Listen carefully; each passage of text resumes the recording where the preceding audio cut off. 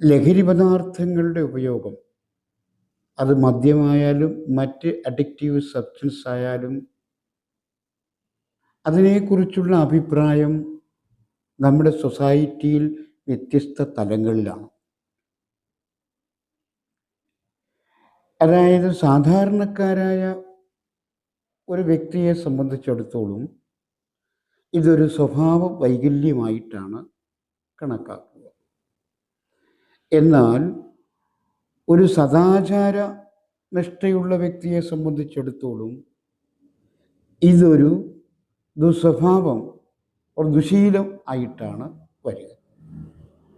അതേസമയം law and order നോക്കുന്ന ഒരു വ്യക്തിയെ സംബന്ധിച്ചിടത്തോളം ഇതൊരു ക്രൈം ആയിട്ടാണ് സംഭവിക്കുക.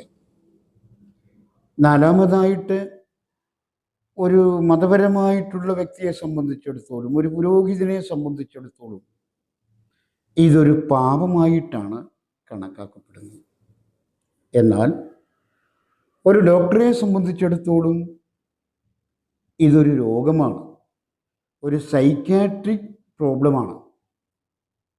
അതേസമയം ഒരു സൈക്കോളജിസ്റ്റിനെ സംബന്ധിച്ചിടത്തോളം ഇതൊരു സൈക്കോസൊമാറ്റിക് ഡിസോർഡറാണ്. അങ്ങനെ നമ്മുടെ സമൂഹത്തിലെ എല്ലാ വിഭാഗം ആളുകളും ഇതിനെ ഒരു നെഗറ്റീവ് ആസ്പെക്ട്സിലാണ് കാണുന്നത്.